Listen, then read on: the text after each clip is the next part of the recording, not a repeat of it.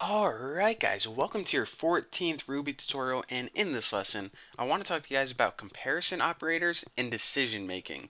Because you know what, up to this point we've been making some pretty simple programs, but if you think about it, all we've been making is basically just a calculator. Not very exciting, not very smart, but the key thing is with Ruby, and not only with Ruby, but with good computer programs, they do more than just add and multiply and divide numbers. A good computer program can make a decision.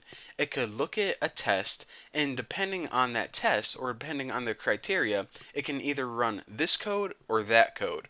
So aside from just, crunching numbers, it can actually have a brain and decide things. So let me go ahead and show you guys how to do that right now.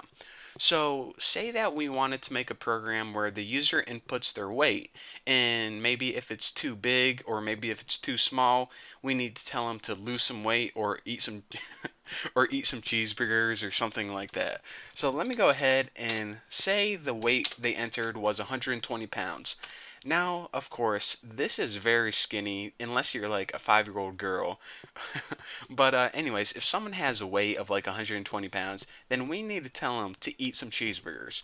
So we say this: we got a variable called weight, and it's equal to 120 pounds.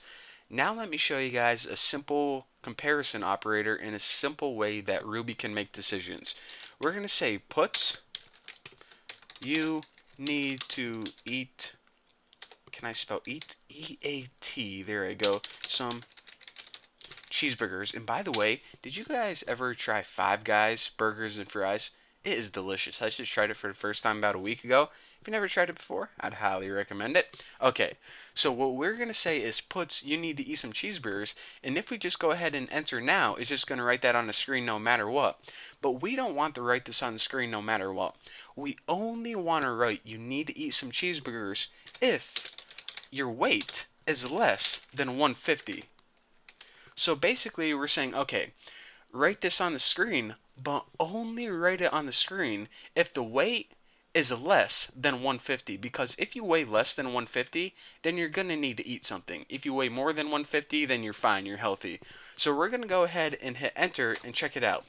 It writes you need to eat some cheeseburgers because weight was 120 and 120 is less than 150. So just remember this. Whenever you want to make a simple test in Ruby, you use the keyword if. Now, after if, you write a simple condition or expression. And basically, I'm going to say this. It's called a condition or expression, but I just call it a test. Now, there's a bunch of different things like greater than, less than, equals to. I'm going to show you later, but this is a very simple test. You take a variable and see if it's less than a number. If the variable is less than the number, then this test is true and the code runs. If the variable is more than, well, I'll show you guys. So say that weight is now equal to 600. Okay, well now we run our test again. And by the way, for those of you who don't know what I'm doing, if you hit up on your keyboard, then it just cycles through your previous statements. So check it out. We now set the weight equal to 600, so it overrides the old value of 120.